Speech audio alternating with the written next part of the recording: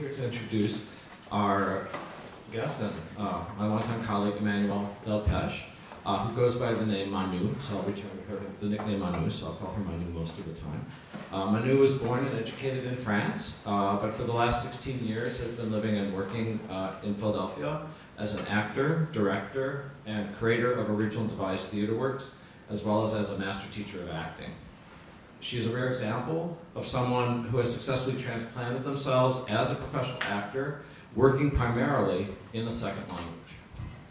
Manu studied at the École Supérieure d'Art Dramatique de la Ville de Paris, the École du Cercle Fratellini in Italy, right? L'Université de la Nouvelle Sorbonne, and most relevant for our discussion today, at the École Internationale de Théâtre Jacques Lecoq in Paris. France's pioneering school of physically based and ensemble-based acting, where about 12 alumni of the theater department have studied over the years. And there are spin-off schools in London and also where other alums have gone on. So it's been very important. It's actually been where we've placed more graduates of the theater program than any other graduate course of study is at the Lecoq School in Paris and the Elizabeth School in London. I think it's 15 students have gone on that way over time. Manu also holds an MFA in directing from Temple University in Philadelphia. Manu made her American debut in Philadelphia in 1998 as the title character in Pig Iron Theater Company's original play, The Tragedy of Joan of Arc, for which she was nominated for a Barrymore Award. A photo of her in the role was published on the cover of American Theater magazine in January 2000. One might be tempted to say that Manu Delpech launched the new millennium in American theater, or at least the magazine.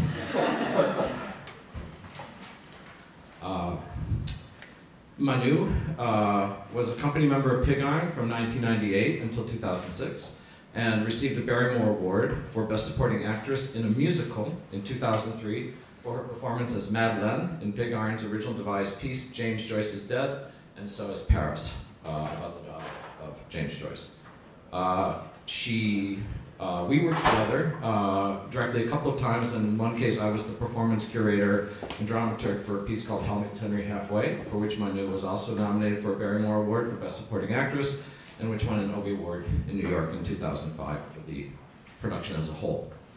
And Philadelphia Magazine named Manu Best Theater Artist of the Year in Philadelphia in 2011.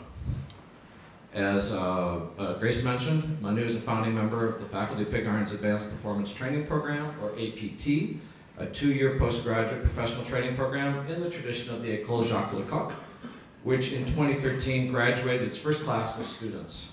APT is currently in the process of completing certification as a fully accredited MFA program in acting, the second such program in Philadelphia after Temple University. Beyond APT, Manu has taught at Temple University, Swarthmore College, the University of the Arts in Philadelphia, and Headlong Dance Institute, which is affiliated with Bryn Mawr College. In 2008, Manu directed and co-created with playwright Sully Holem, Swarthmore Class of 1997, and a founding member of Pig Iron Theater Company, a site-specific adaptation of Sophocles' Oedipus at Colonus, called Oedipus at FDR Park, produced on a skateboard park located under Interstate 95 in Philadelphia. This was actually, I believe, a squat park, right? Was it an official park for skaters, or was it something the skaters created? Yeah, I mean, it is as official as... It was, at that time, yeah. It's allowed. It's allowed. And they built it themselves. Yeah, the skaters built it themselves. So you'll see that's the setting for the play, is a skate park built by skaters themselves that was used for the production. Manu was a guest artist and associate director, the production of Oedipus at FDR Park sold out before opening and was both a critical and popular success. I had to call in favors to get to see it. Manu was also a guest artist and associate director for Euripides the Bacchae, using Colm Toibin's translation for the Department of Theater at Swarthmore in 2007, an honors thesis in directing by Catherine Van Winkle, also a student of classics, for which I was the faculty advisor and set designer. Van Winkle's work was the first in the history of the theater department to receive a mark of highest honors from her external examiners at the time, and the directing thesis was at the center of that mark. Manu has also recently directed, this is just last month, David Hurston's La Bête at Philadelphia's Art and Theater Company, And her upcoming project, which will premiere, produced by the Fringe Arts Festival Organization in 2016, is called The Spinning Immigrant. And it's being supported by a major grant from the Haas Charitable Trust in Philadelphia. And it's a story, it's a devised piece, original piece about her experience and the experience of others like her as immigrants entering American society. So, it's Manu Delpech.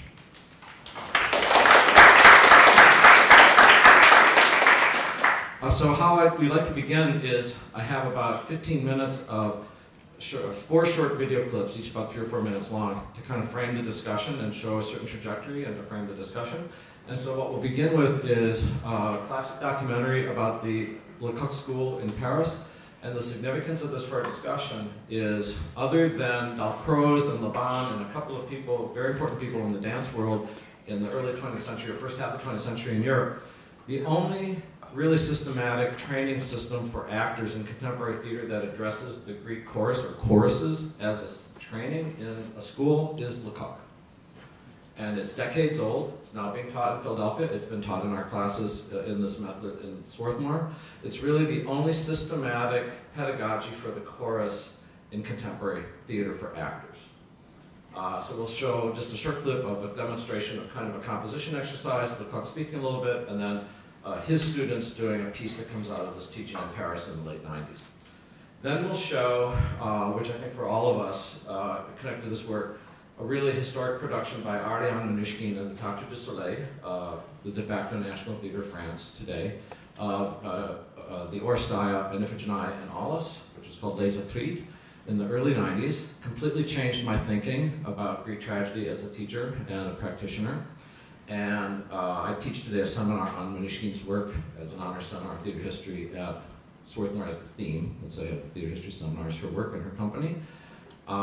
And so I'll show you just 2 short clips of the chorus from Agamemnon and her production that toured the world in the early 90s. Then we'll jump to a clip of the opening of the Bacchae at Swarthmore in 2007, where Manu was a guest artist who was the associate director and in effect the choregos. She was the chorus master, and we wanted her to be on stage as the chorus leader. That was the original big idea. And because she was with child, she stayed off stage. But that was the original notion. But you'll see how that translated into work with undergraduate theater students here in the Bacchae. And then we'll end with a clip from Oedipus at FDR Park in 2008. Okay? So that'll be the sequence. And then I guess just a note about theater departments and something I'm always surprised that we find out we live in silos and we forget that people don't really know what we each do in our different fields. So in theater departments, and someone who had the education that I had, part of my graduate training was I was expected to read, and one of my 4 doctoral exams was on classical Greek and Roman drama, and we read all Greek and Roman, all extant Greek and Roman drama for my doctoral degree at Berkeley. And that was very old school. I don't know if that's done anywhere today, but that was absolutely standard for the doctoral program I was in. It wasn't my field for my dissertation, but it was part of the training. And the other thing to realize that, dozens, if not hundreds of students went through that program before they abandoned that way of doing exams and seminars.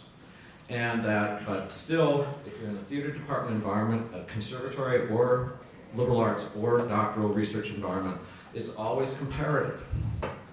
And we are always working on works in translation. If we do Chekhov, if we do the Greeks, obviously the Roman playwrights, if we're doing Ibsen, if we're doing Molière, if we're doing Brecht, we are always in this environment of crossing languages through translation as part of our work. And so we are always, in practice, a comparative literature program. Every theater department and conservatory is always comparative and concerned with issues of translation and the classics, and others are always in the mix. So there's no theater student who at some point doesn't encounter Greek tragedy on a syllabus without it being in the context of the classics program. So I just want to share that. Okay, so we'll begin with the Lecoq video, and then we'll go through the sequence.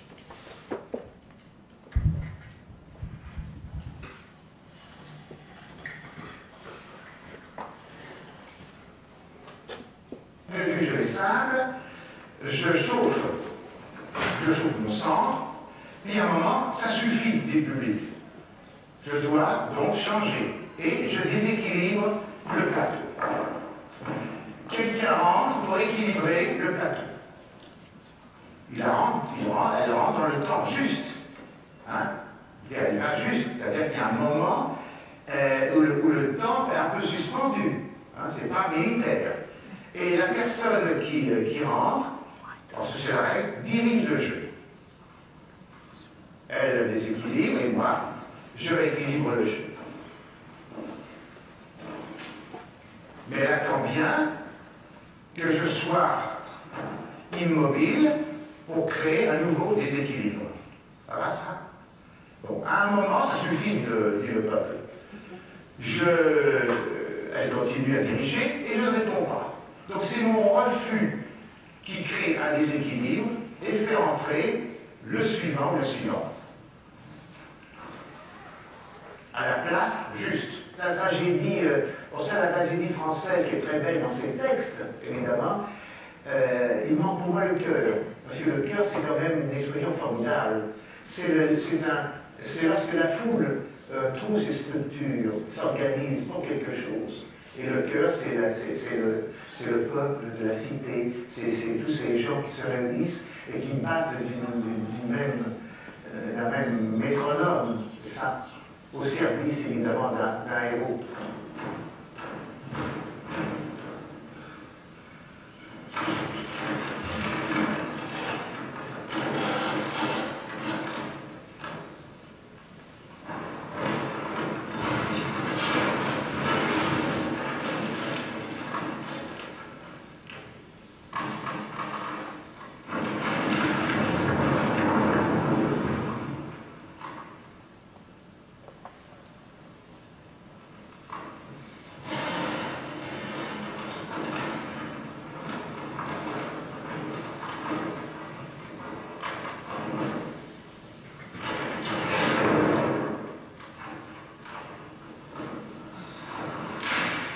Le cœur, c'est un organisme vivant, c'est-à-dire c'est pas simplement de mettre les gens en rang dans une géométrie facile ou élémentaire, c'est de voir que ça bouge, c'est cellulaire, ça respire, ça se contracte, ça explose, et ça vit. L'intérieur est formé de gens différents, mais unis dans un même corps. Et on appelait ça un petit peu, c'est un autre corps, mais c'est le grand corps. Le cœur, c'est le grand corps.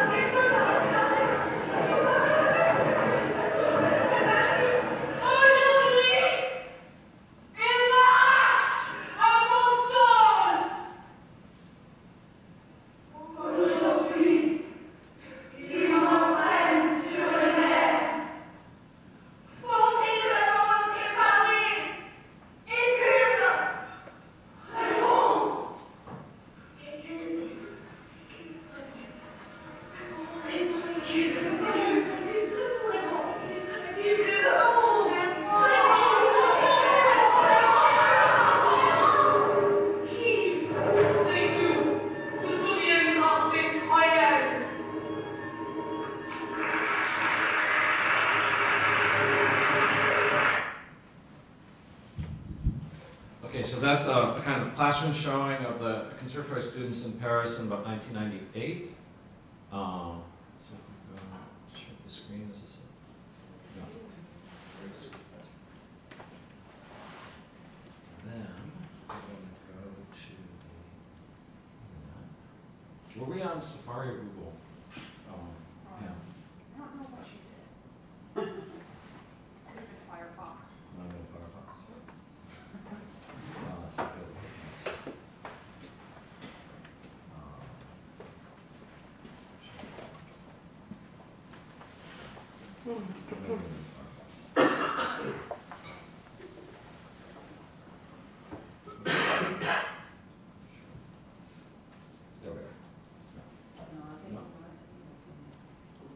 Google or this? This one. Oh.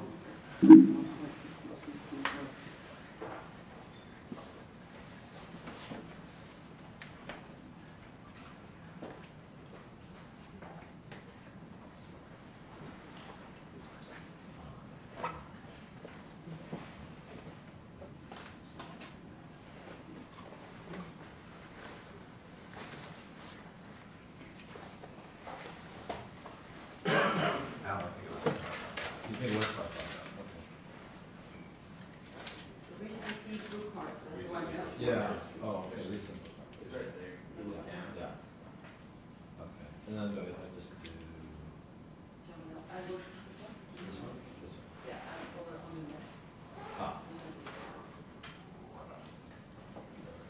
Yep. That is Mhm. right there. Yep. Okay.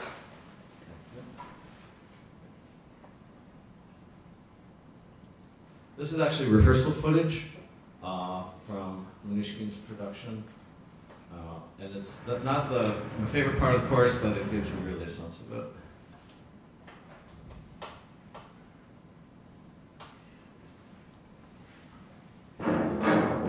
So this is the Night Watchman at the beginning of Agamemnon before the entrance of the chorus.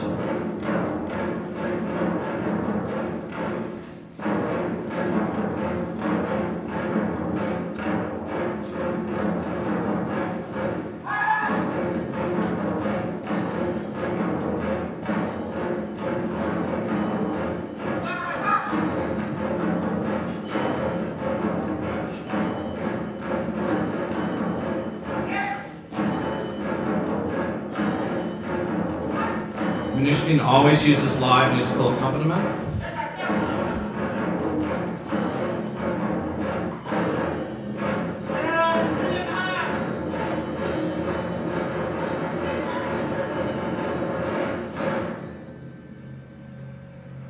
Voilà 10 ans maintenant que le grand adversaire de Priam, la puissante alliance des Atrides, dotée par Phéos, d'un double trône et d'un double sceptre en la personne d'Agamemnon et du roi Ménélas.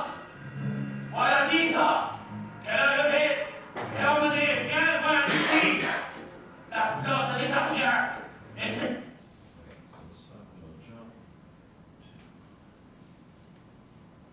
We'll see just briefly Agamemnon, and then the entrance of the chorus again with Clytemnestra.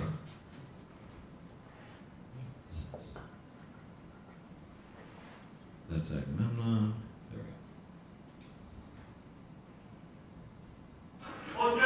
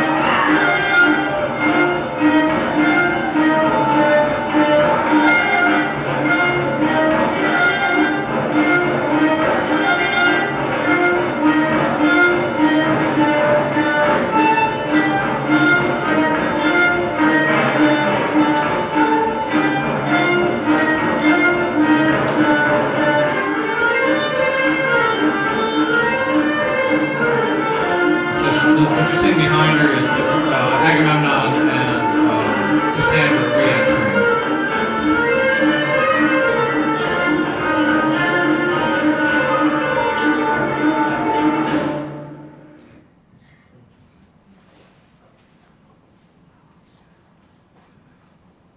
And she did it as a tetralogy, so the prologue was Iphigenia and Aulis, then she did the complete Oresteia, and so there were 4 choruses, and they were all quite distinct. And the most thrilling for me, unfortunately, there's very limited video footage.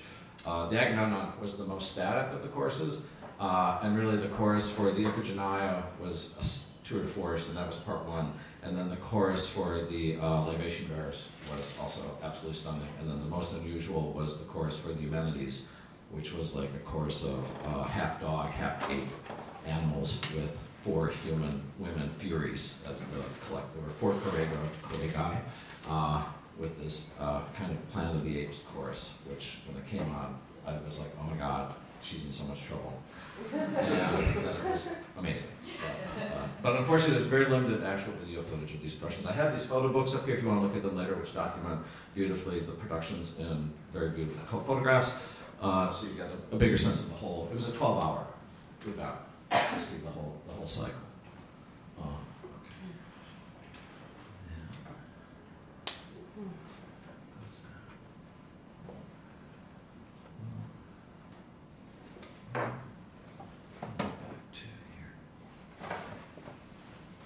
This is the Bacchae, the opening of the entrance of the chorus, first entrance of the chorus in the Bacchae at Swarthmore in the Freer Ensemble Theater in 2007.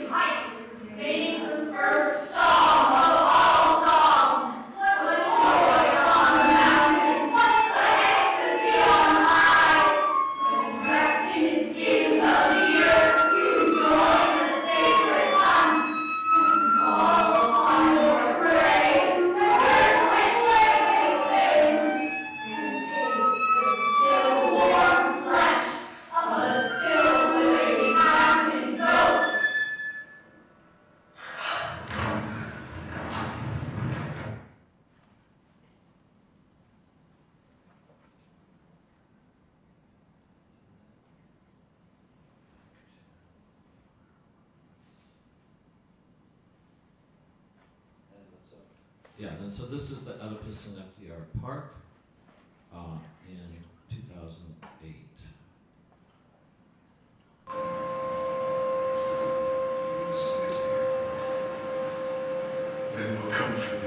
You will see as you die here. To die here is for me. And what remains is for you. Ragged cages and blessing of protection.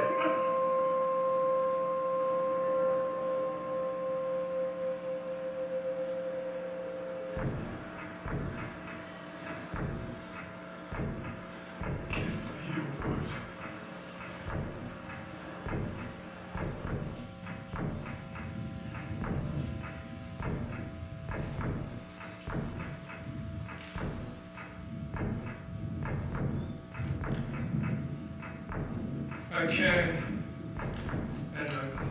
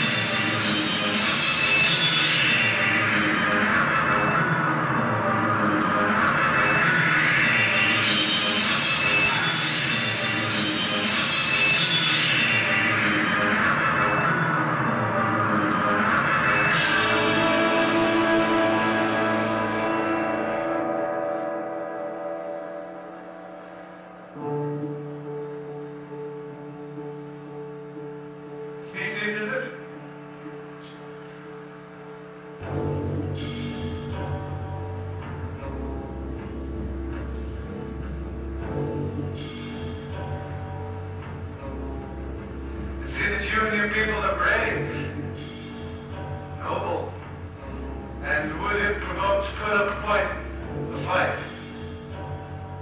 But as my family affairs are of little concern to you and yours, I should have no trouble from any of you. As I come here only to take what is rightfully mine. I have taken his daughters, but I would not have done it had I not been forced to. But this old man, I have suffered his curses, his willful obstinacy. Now he must pay the consequences. And let me be clear. I strike whoever strikes me. And for my brother, Uncle Creon. Idiot.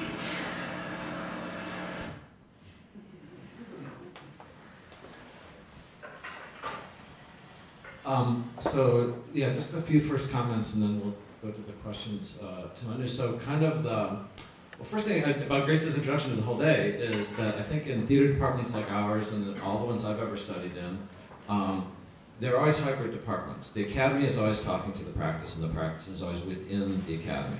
So when you have a production program and you have performances being made and artists on the faculty and preparing students possibly to be artists, the dialogue is embedded.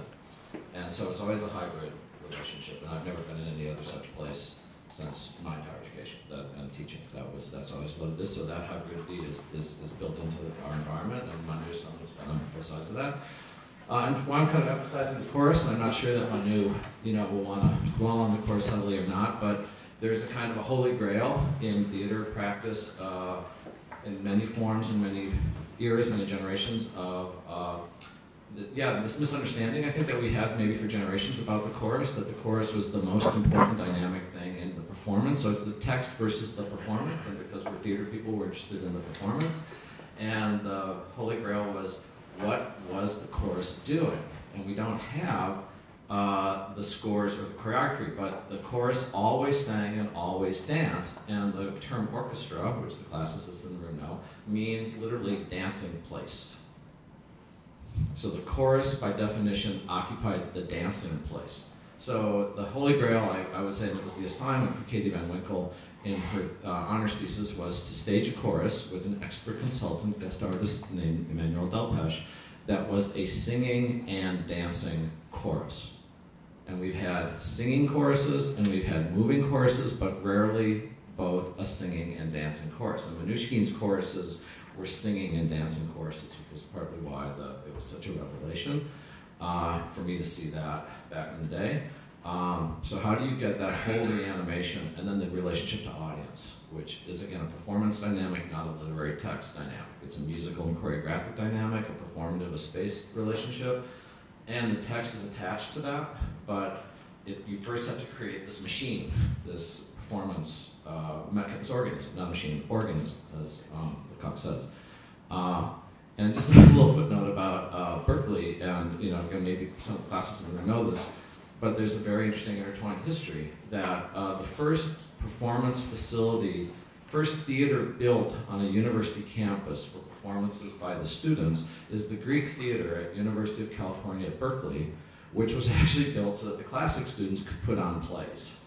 And the Hearst family gave a ridiculous amount of money to build what is today something that's used for rock concerts. I don't know if you've seen it. It's a kind of amazing, strange white elephant on the campus. But that's the beginning of theater in the academy in the United States in higher education, is the Greek Theater at University of California, Berkeley, where I did see some things done when I was a grad student.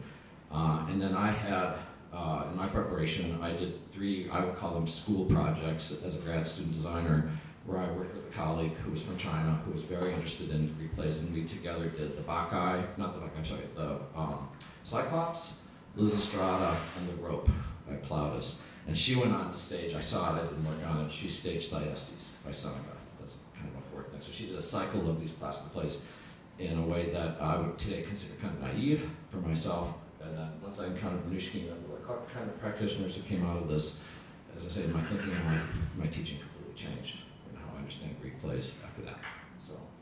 So now to Manu. I guess my first question is, for you, when you encountered this pedagogy at Lecoq, was something about thinking about the Greeks and the Greek plays and the Greek, or the Roman drama, any of it, was it already in you as a question, and then Lecoq teaching attached to something, or did Lecoq lead you to this and then to what followed? No, I had done a lot of Racine and Greek, but through text mainly. So the heroes were my entrance to those plays and the myths. So it was the first time that I encountered the work on the chorus, which is how we enter even how we deal with heroes. There's that notion that the chorus equal the hero, so 10 or 11, in general they're actually not, they're odd numbers, because it's an organism that is not symmetrical, and I think that's something very important. So the 11 people equal 1 person. So this is how we were able to reach to the level of performance that the hero demands, and not through a psychological approach or wondering about what is his problem, which is very much the approach of Lecoq, which starts with, I think, that epicness that we talked a little bit about before, but actually it is epic. And so it's Lecoq that introduced me to that notion of chorus that relates to the Greek myth, but in the world of theater is even more important than that, and in the pedagogy of teaching is even more, goes beyond that, because it's the one in the multiple, and I think that one voice is extremely important for any actors to find the other before you find yourself in some ways. And you said to me before we started that for you, and thinking about the Oedipus piece in particular, and I'm kind of interested in the whole progression that led up to that big project, that the gods were particularly important for you, and it is a really exciting category for anybody. It's beyond realistic acting. That's the problem. And the question is, how do you play the gods that appear on stage? Or how do you deal with the gods? Because I'm not making theater for scholars. I'm making theater in this moment. There were a lot of skaters watching, and they don't have all these references. They don't care. I don't care. So my apologies. But it is essential. And my question was, this play was how, first of all, it's an urban, contemporary space, and it's the space that called me. It's that the FDR, if you have not been, you have to. It's gorgeous, and it's wild, and there is an organization that is from within, but there's no president. It's not, again, it's not symmetrical. And I think that spirit is part of those myths, is that there is chaos at all times, and there is some directions, but the gods are crazy. They don't actually. So my desire was to not only bring skaters to participate to the show and be actors and bring that art form in my art form, but also for people for the audience to be able to connect, because I connect to Oedipus, to his pain. Those myths make me cry. So how can we allow the audience to get in? So all these references to all the gods and this very scholarly references. We worked with Sully. She rewrote. But we talked about what is the mythology today?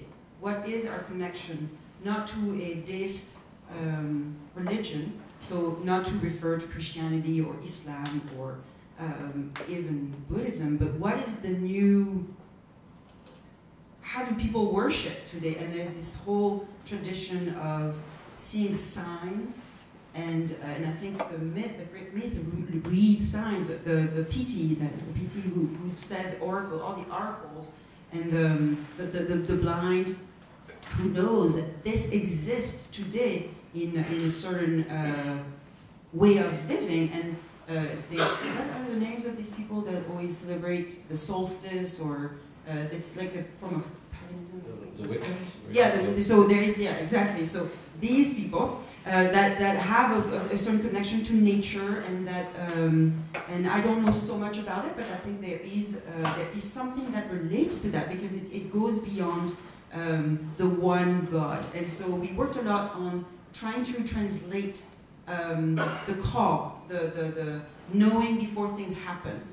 We know, we are, because if you're connected to the universe as is, he knows that's the place. It's, the knowledge comes, God comes through you, and the signs, and in the text, it's not in the play, but in the text he meets an old woman who tells him, this is where you need to go. Like, we walk in the street and if we're open enough, we meet the people that tell us what will come next. And that's maybe a belief system that I work with, but it also is, for me, the belief system that was able to translate my understanding of all these gods in Greek myths,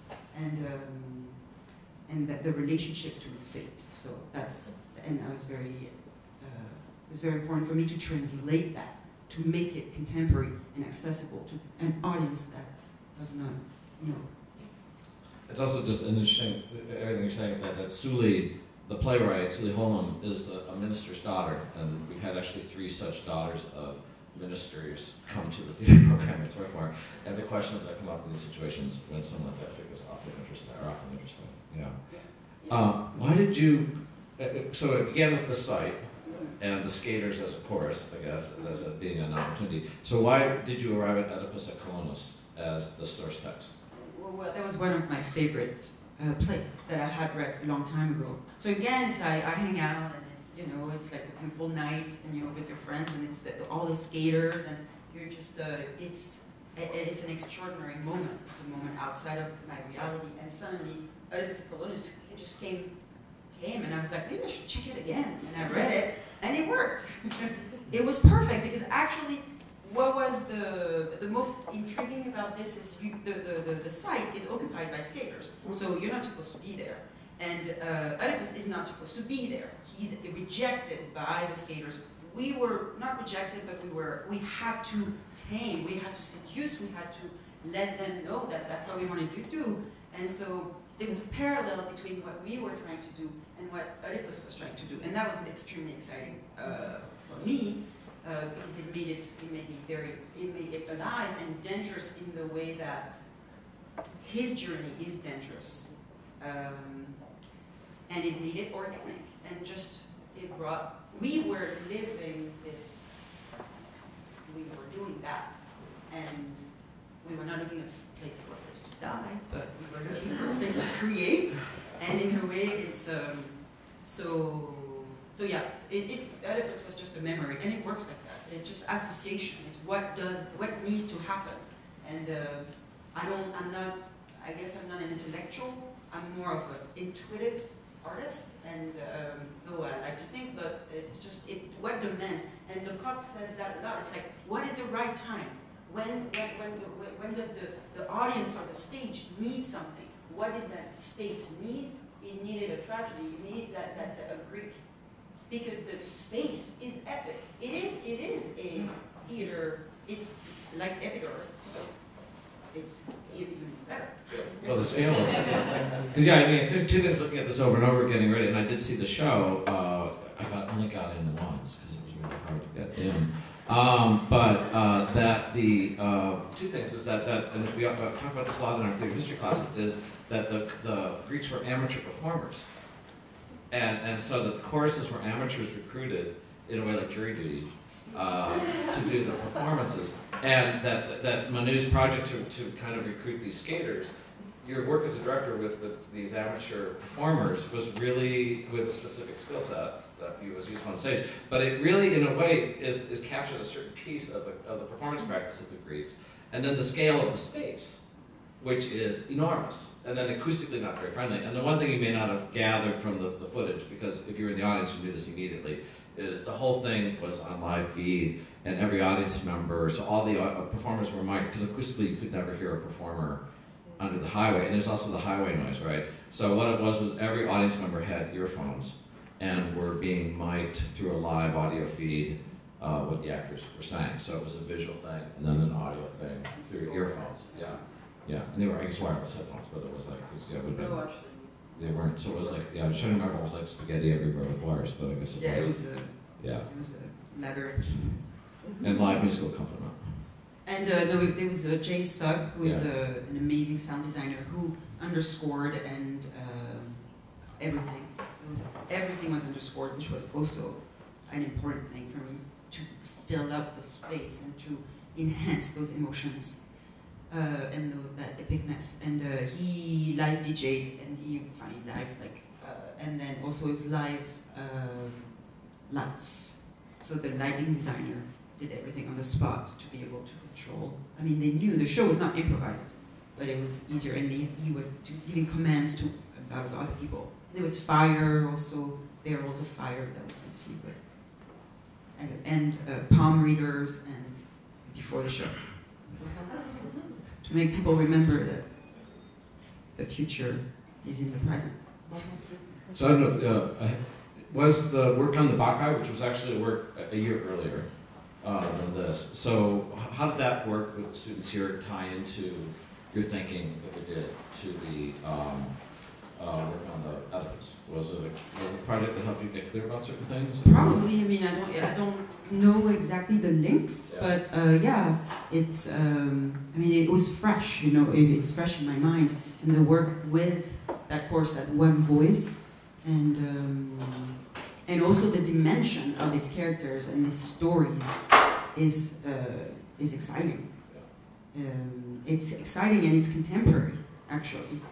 In my reality, it is contemporary, and it awakens a side of me that I don't deal with in an everyday life, but that I think is very important, and that everybody, and especially the whole Dionysus, the getting drunk, going to raves. That's not that I'm doing that, but that's but that's something that people still do, and they are the like David Guetta is Dionysus or something like that. You know, it's just like that. That is contemporary. Those needs of exploring higher levels and of reality, I think is so that's exciting to me. And the pain and the epicness of the pain of the fact that we have no power, whether you believe in God or not. It's like it's not about that. It's like that moment, and you have there are choices, but all this powerlessness. I think that smallness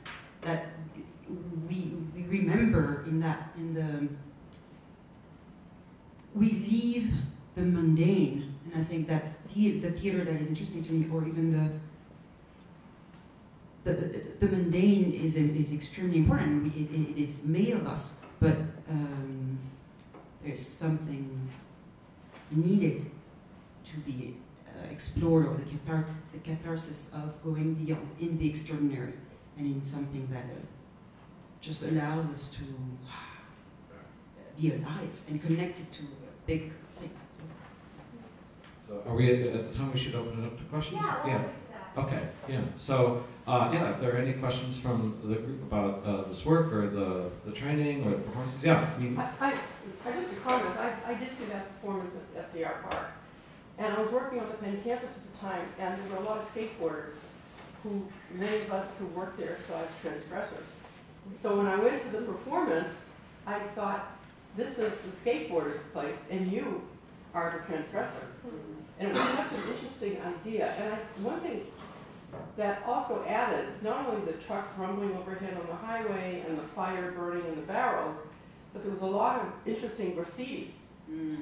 And so, we had these columns, basically, that were framing the space with the graffiti, and then all of this activity going on. It was really amazing.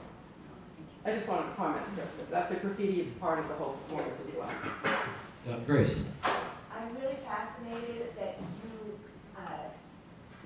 liked Oedipus of Colonus when you read it as a text, and it was a favorite of yours.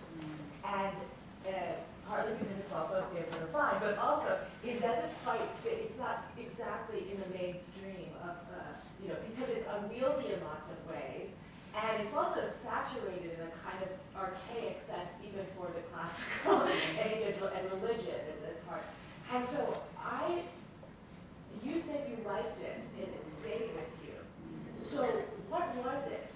What did it speak to? And in general, the Oedipus plays, Oedipus Rex, when we teach them, there are 5 interpretations, none of which actually seems to do justice to what the play is really about, which no one knows. So, do you have what appeals to you, and what do you think it's about? Because to me that's really interesting. I'm so saturated in the history of what classicists have said, it's about, and not really satisfied with them. So, but both of those plays, what do they say to you, and what do you think they say to a contemporary world? Well, for me, it's how death, it's about death. It's about his death. It's about the first of all, the moment when he dies, the writing is incredible. That passage on the other side, and how the irony that it's not ironic, but that a dead body also becomes a blessing, and so it's looking at death in a completely different way, and that is an opening to something that is magic and that has powers rather than something that is sad and we cry and it's just a body. So for me, it opens to a dimension of curiosity. Of course, I don't know what death is, but I do think that every time someone dies, there is something that starts, and there are consequences there are consequences, and that consequence that his body, that his death, he finally finds peace by dying, and he purges his life, and he's the worst, yeah. But he actually reverses that, and he becomes a blessing and not a curse, but someone who will give. So that transformation, I think, the purge and the transformation, that death has a power. It's not the end, but it's a passage, or what is it? I don't know. But so in the writing, in that ability to that transformation, it's a form of alchemy in a way for me, and that it also for his daughters, bringing him along to that and being able to. And then in the way I planned it, it was also that friendship between Theseus and Creon, and these two men of power that are in completely different worlds, where the one, Theseus, is the head of the skaters who suffered his own thing. So that's our story, but where he fell. He knew he was going to fall, but still fell, so was not able to, he's handicapped in some way now. So that story also of two men that are for completely different places, and it also, it was a black man and a white man, and that was important for me to reunite that illusion, maybe, that there will be an encounter one day between people that are different. So that's also that story that was very touching to me. And I think it's also, again, in a theater environment, actually, it's interesting because it's specific to Philadelphia in a way that there's the famous Lee Breuer's production of Gospel at Colonus, which is shown really regularly in theater department context, and I use it and have used it. And it was filmed, the recording happens from the Annenberg. Oh yeah. And so it was a performance at the Annenberg that was captured in the 80s. That is the one that all libraries have now. And the reason I show it is, I find the play fascinating dramaturgically. It's really illustrating tragic knowledge, right? It's that you don't die because you're a tragic hero. You have to live with what happened as the tragic hero. And that play is only about that knowledge in a way. And then but in that production, again, it was about the chorus, and that was like, again, halfway there. Like this is like a dancing, what I call dancing, but not a singing chorus, is what you had. And that one was the ultimate singing chorus, because it was 30 gospel singers. And it was just spectacular, famous, and it gets me every time I watch it on video. I don't know what it was like in the theater. It's just so astonishing, but so defined, and I guess it's the thing about these Greek plays, it's always a project of the avant-garde. I would say even in the Renaissance, it was in a way a form of avant-gardism to stage these Greek plays, because you have to fill the gaps of what we don't know, and you have to invent. And so you're thinking that your chorus, and with Lee Breuer, with like We're in America, we have these gospel singers available, they actually can get to a state that may be very close, in principle, to what a Greek chorus was reaching in whatever ecstasy was in song and dance in those performances. And so you have to find analog substitutions, improvisations, because those gaps are always there. That kind of leads to a question that I was going to ask, just sort of very general question that relates to that, which is, if as someone working in theater today, if you're making a decision to stage an ancient play, how much added sort of pressure is there, or motivation for innovating, not only updating, but innovating in terms of space, in terms of kinds of decisions that we're taking maybe out of a traditional theater environment?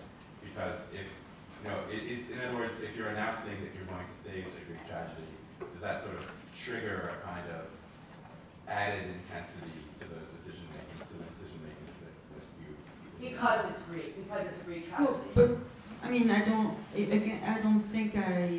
not interested in doing like historical plays. Right. So it's not because it's Greek or because it's old or because it's not when I read it, I don't read it like that. I read it, it's 2014, I read it with who I am. So I know some of the things, but so I by reading, the act of reading already reinterprets it. So my mind does not get pressured. I'm like, oh, does it talk to me or not? And is it going to talk to the people or not? And then so my imagination is triggered by that. And then how does it relate in my way of looking at my reality? Because or on my society. So, yeah, I guess it's automatic with me. Even if I do Molière, I don't do it in France. I do it in America. Like I did Tartuffe, and Tartuffe was for me, Tartuffe is not about Tartuffe, it's about Orgon, the believer, because America is about belief. And that's why I did it. And so, but because I want to talk, I'm here. I'm not a scholar and I'm not an historian, but I am a human being living here. so, yeah. Quickly follow that. So, one of the things that makes, since you brought up the gospel colonists, one of the things that made that sort of successful in my eyes is that there's this interesting marriage of a Christian sort of salvation perspective, which is so surprising to find in a Greek play. And I'm wondering, in your production, what was the, not the Christianizing element, but in what way was there a sort of a marriage of that site and the environment that you created with that sort of ultimately uplifting message that you get? I mean, so because it seems very dark and right now, yeah, it's because Prioni is threatening and gloomy. But right. So how did you find in that space any reference points or connection to that spiritually uplifting conclusion? Well, wait, about my work or the relationship to colonists, to the gospel? Because it's so, yeah, in your staging of it. In my staging of it, it really happens with the end and the skaters and he going out of the site. That's the moment of the passage to the death. But yeah, it's actually, now that I see it, the style, there's something very stiff and very in the way it's staged and Greek-like actually, because of the space and the dimension that the actors had to have. So you somehow have to have immobilities before you can actually let the feel of the space. But so it's not uplifting. Motion yeah. Too. You know, the skaters. Yes, it's almost ritualistic. Yeah. So it's the skaters that really were in charge of that, the danger of seeing a bunch of skaters skating at the same time doing lines, which is not really what people do. Skaters are doing individual tricks. So it was choreographing skaters as an ensemble and learning how. So what was the power in that? But it was not uplifting. And the music was in charge of rooting, and we were using a lot of contemporary, or like hard rock, and I don't know if you heard, but and then other electronic, and everybody had different themes. Each character had themes, but so no, it was not so uplifting. Yeah, can you talk about if there's a limit to translation, and when you work with a form like a Greek chorus, which is so specific to seemingly homogeneous cultural moment to produce this kind of like stage action.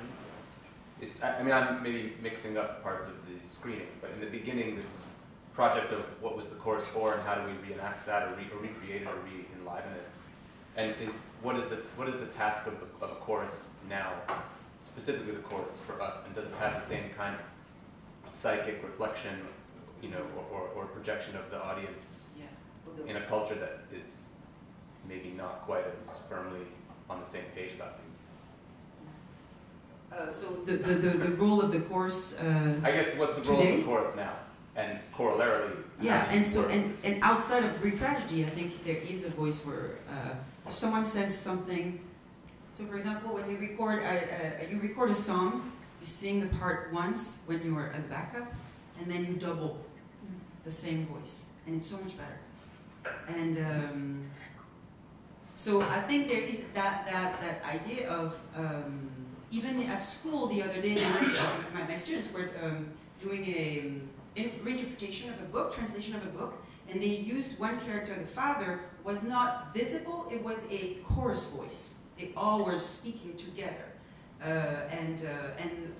So suddenly the character took so much space, and because he's the character that does not allow for marriage to go on, etc. So so that ability to make a person exist beyond recognizing just that one character. So I think the chorus has that ability to enhance and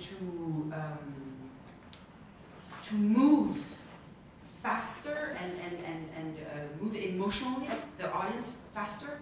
And in terms of the writing itself, why would we write for a chorus? I do think I still agree that the voice of the people, Lecoq says it's the voice of the people, and as soon as people gather, when there's like a group of people, there is never a voice. There is always like everybody follows whatever the first person is going to do. So it's giving an identity to a group as well that actually thinks, that actually has differences, because it's the one but with differences. And you see in the chorus what they stage at Lecoq, those women stairs. Sometimes they speak individually, sometimes they speak together. So it's kind of like, we could think about it like backup singers. When there's like a leader, and then there's backup singers sing, and your heart moves. I think that's still a necessity, especially today when it's only the one person. It defies realism. It defies mundane, and that epicness, I think, is super exciting. Do we have time for one more question? Sure. Yeah. So Rob. Thanks. So the other great marker of the Greek tragedy or Greek drama is, of course, the mask. And I wanted to just simply to ask you what you feel about that in productions today. I mean, you're not using masks there, but is that something you think there's a utility to it, or is it something you personally want to avoid yourself? We saw the early examples, these quasi-masks. Yeah, she used to make it like a mask. Yeah. Yeah, Mushkin is super influenced by other traditions, actually. It's not Western at all. Right. And I'm a little tiny bit confused about, I feel like they're a mixing of traditions. Where, Many. And so she mixes, which is interesting, because I am becoming an American, I think. Because mixing traditions today for me is a little complicated. And when I saw it, I was like, wait, there is Katakali, and then there's Turkish dance, and then there's like, so it's gypsy. Gypsy, yeah. So, so that's another topic, but I don't use masks. Right. I don't use masks in chorus. I don't know. I would not like it anymore. I use neutral mask as a tool.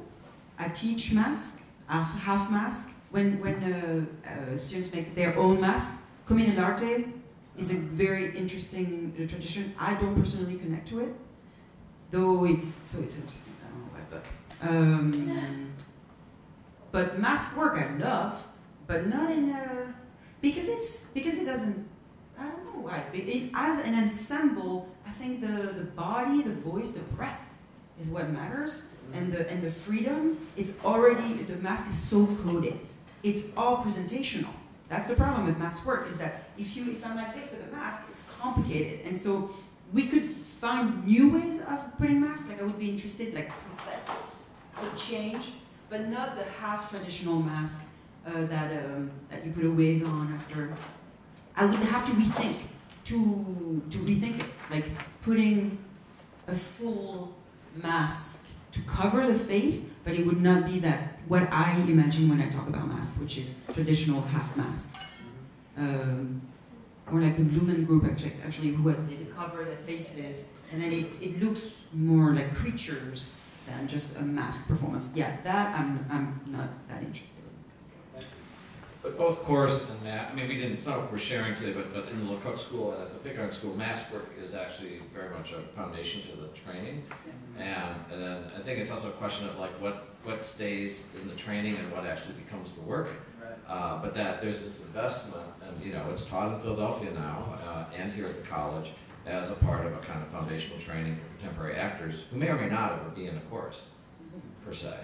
And actually, the Joan of Arc that Manu debuted in was not a Greek play, but it was Pickard's, maybe one of their few times they actually staged a Lecoq-style chorus in their early work. And so Manu Joan was like the Corregos and the tragic hero, but then there was a chorus that was really a kind of experiment in taking what you saw in the teaching into an American new play.